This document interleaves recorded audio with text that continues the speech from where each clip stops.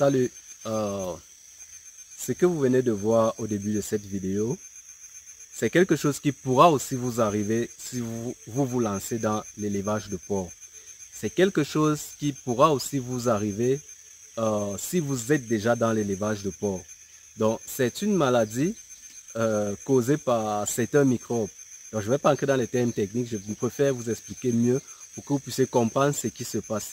Généralement, ça se passe beaucoup en saison pluvieuse dans des porcheries. Donc, vous allez constater vos porcs passent le temps à se gratter. Ils se grattent à travers le mur, ils se grattent jusqu'à avoir des blessures. Donc, comment remédier à ça? C'est le plus important. Comment remédier à ça et comment éviter ça? Déjà, vous deviez avoir un plan de prophylaxie, un plan de nettoyage de votre porcherie. Soit vous décidez de le nettoyer chaque matin, soit vous décidez de le nettoyer chaque matin ou alors après 2 jours. Mais généralement, le nettoyage doit se faire chaque matin pour éviter premièrement des odeurs, pour éviter des maladies. Donc, le nettoyage doit se faire chaque jour. Après le nettoyage, il y a ce qu'on appelle la désinfection. Donc, la désinfection, vous pouvez le faire 2 fois par semaine. Donc, pour ceux qui sont dans le groupe Telegram, nous vous apprenons comment faire la désinfection de vos porcheries. Donc, revenons à ce sujet. Là, vous observez, les porcs ont une gale et ils se grattent jusqu'à se faire des blessures.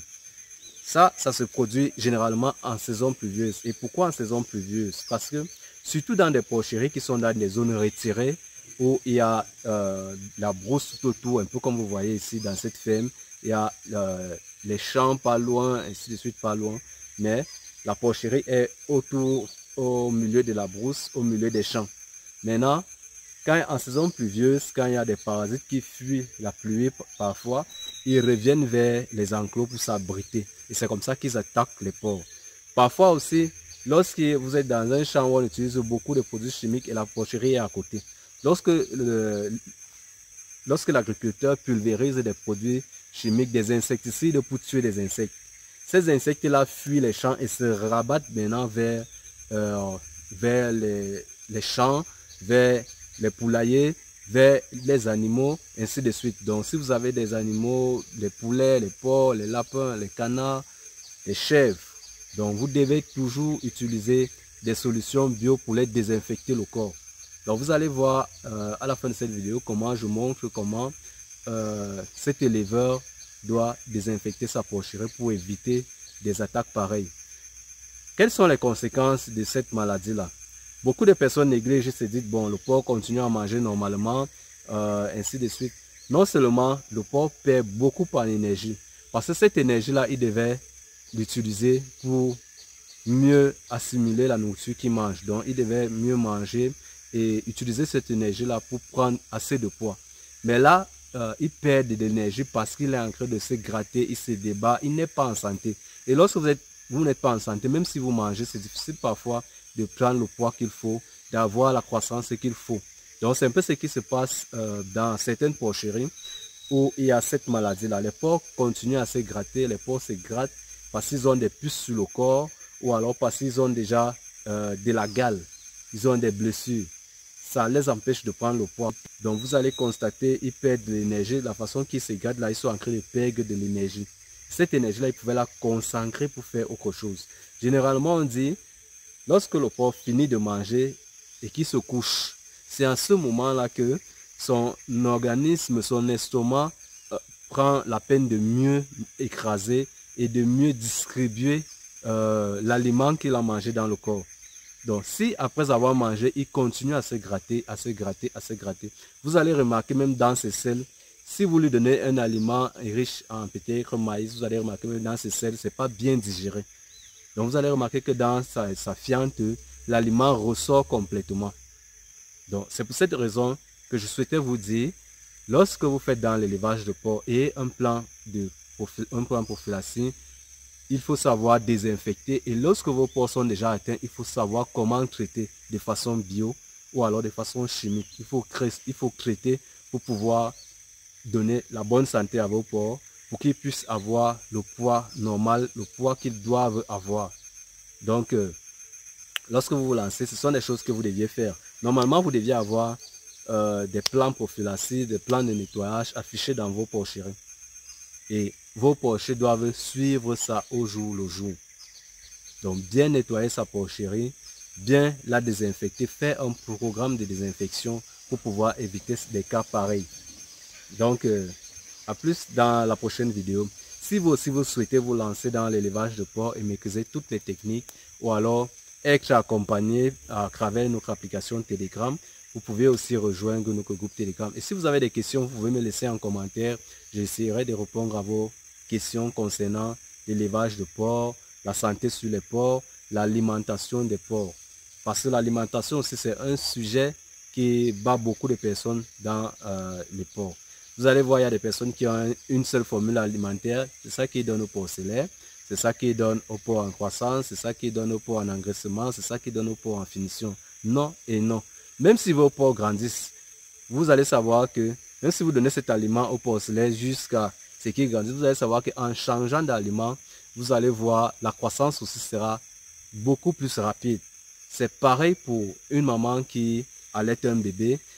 Elle commence avec le lait maternel. Après, elle prend le lait artificiel qu'on appelle généralement le lait premier âge, deuxième âge, troisième âge. Après, pendant le sévage, il y a une bouillie qu'on donne aux nourrissons. Après la bouillie, vous allez voir, on commence à incorporer des aliments un peu légers, un peu durs, ainsi de suite. C'est pareil avec l'élevage. Que ce soit les poulets que vous faites, que ce soit les lapins que vous faites, que ce soit les porcs que vous faites, c'est pareil. Donc, ce n'est pas le même aliment qu'on donne chaque fois, jusqu'à la finition. Il y a ce que vous devez savoir, il y a l'aliment pré-démarrage pour les porcs, il y a l'aliment démarrage, il y a l'aliment croissance, il y a l'aliment engraissement et il y a l'aliment finition. Donc, à ces différentes étapes-là, c'est aussi comme ça que les prix varient sur le marché. L'aliment pré-démarrage est généralement l'aliment le plus cher. Pourquoi? Parce que dans sa composition est un peu beaucoup plus riche, c'est pour ça qu'il coûte un peu beaucoup plus cher. Maintenant, au fur et à mesure, on incorpore certains éléments un peu plus durs. Lorsque l'estomac de vos porcs sont mieux préparés, vous avez aussi des résultats aussi très bons. Donc, posez-moi des questions, dites-moi ce que vous en pensez par rapport à cela.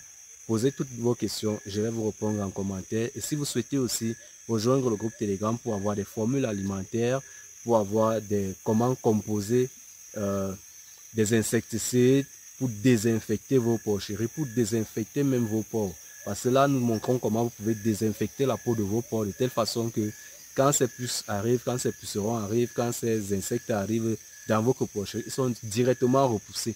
Lorsqu'ils arrivent, même s'ils arrivent, ils ne pourront pas attaquer la peau de vos porcs parce que la peau de vos porcs sera mieux préparée à cela. Donc, à plus dans la prochaine vidéo. Si vous n'êtes pas encore abonné à la chaîne, abonnez-vous et posez-moi toutes vos questions. À plus.